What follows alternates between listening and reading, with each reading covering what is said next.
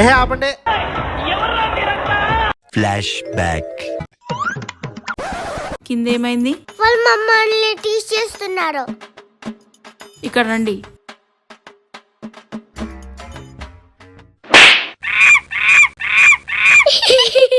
ఛీ, అందరి ముందు బక్రా అయిపోయాను.